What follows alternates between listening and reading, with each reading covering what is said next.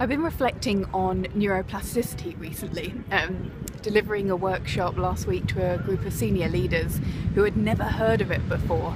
And most of the time now when I talk about neuroplasticity or talk and mention neuroplasticity, people have at least heard of it.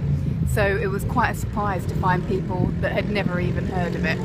And I normally get really excited because I think it's amazing that we get to share this amazing concept with people, and it's such a natural part of the way that the brain is designed, and thank God it is designed in that way.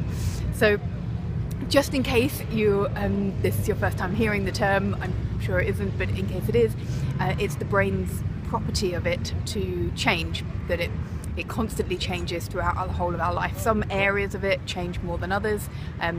They're plastic in nature, meaning that they're malleable. There are structural changes that can take place, not least at the very basic level of the neuronal plasticity, the way that the synapses communicate, how easily they communicate, how frequently, speed of transmission, all of those sort of things. So what does it actually mean for us? Well, the reason I'm so passionate about it, I guess, is one of the concepts that we now know to be true in the brain, is that it affects everyone from the very young to the very old, and actually it can shape how we live our lives. If we know that what we do changes the structure of the brain and makes it easier for us to do some things than other things, then certainly at home, the more I snap at my daughter, the easier it is to be a snappy mum. The more I'm patient and kind with her, the easier it is to be.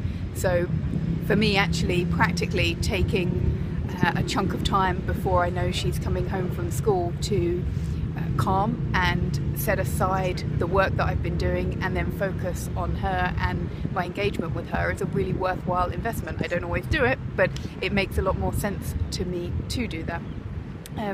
In a work context, it's so foundational to how organisations could run if they're really thinking intentionally about how they shape people through the environments that people are put in.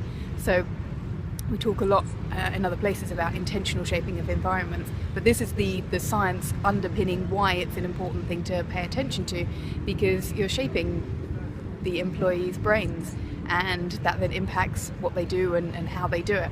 So neuroplasticity, my hope for the future is it's a term or concept certainly that everyone from the very young to the very old are aware of, that they know by increasing the plasticity of certain areas of their brain, perhaps through exercise, perhaps through keeping their brain active, avoiding idleness, or many other things, learning a new language. I'm trying Mandarin at the moment.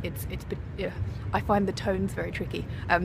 But I can sympathise certainly with people learning new terminology, learning new terms in neuroscience even. But the evidence shows that it strengthens our brain and that it can be protective as we age, and it can also have be protective when we're in times of chronic stress. So great to be aware of on lots of fronts, and I hope you teach any young people or old people in your life about it.